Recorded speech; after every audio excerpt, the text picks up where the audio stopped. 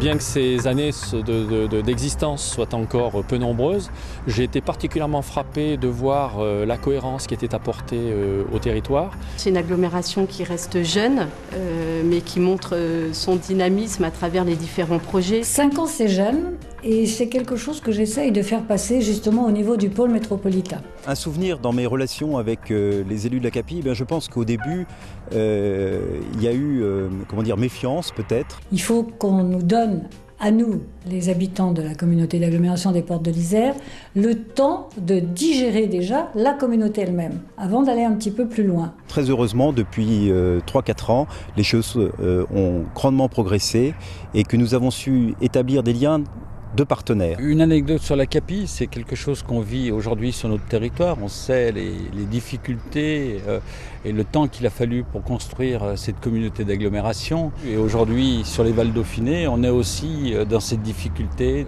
Je ne peux pas m'empêcher de faire le parallèle avec la naissance de l'ACAPI. Alors l'ACAPI a 5 ans, comme le Pays viennois a 10 ans. C'est vrai que nous avons 50 plus, mais la même expérience de l'intercommunalité, puisque nous sommes dans un territoire où l'intercommunalité était très forte depuis longtemps.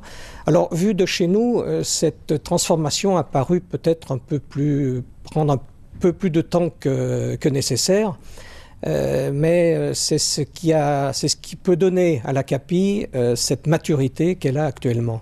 Si j'avais une anecdote à raconter, ce serait un livre. Passer du SAN à l'ACAPI, pour moi, ça a été, au niveau de mon service, en fait, s'occuper des achats de 5 communes et s'occuper des achats de 21 communes, ça a été un petit peu révolutionnaire. En 5 ans, il y a un grand chemin qui a été parcouru.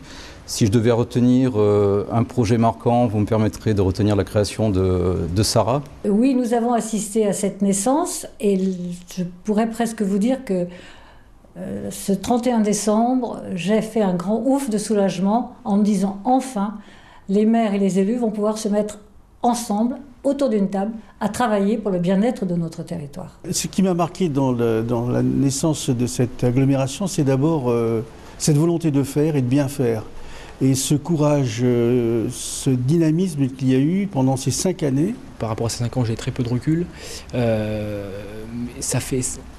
J'ai l'impression que l'ACAPI a été créée il y a très peu de temps, mais en même temps que beaucoup de choses ont déjà été faites. Les 5 ans de l'ACAPI, ça évoque 2 choses. Ça évoque déjà un premier fait, c'est qu'on va dire que pour moi, le législateur a mis en place des outils modernes de l'intercommunalité et nos élus locaux ont eu la sagesse d'adhérer à cette modernisation du territoire. Ce n'était pas gagné d'avance, il y a eu quelques éléments politique marquant à ce sujet-là.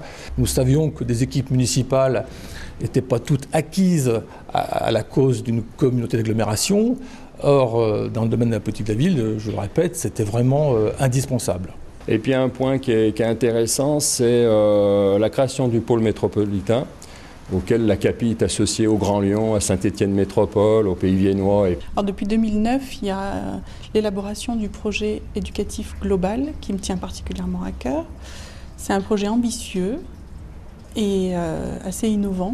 Et c'est un travail de longue haleine puisqu'il a commencé en 2009 et toujours pas abouti.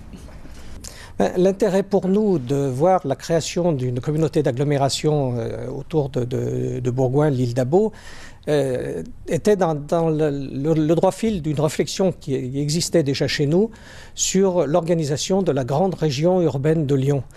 Et il était difficile d'entrevoir ce qui est maintenant devenu le G4 et ce qui va devenir le pôle métropolitain, l'organisation de ces territoires sans avoir du côté de Bourgoin, l'île d'Abo, une communauté d'agglomération qui pouvait effectivement participer à cette organisation.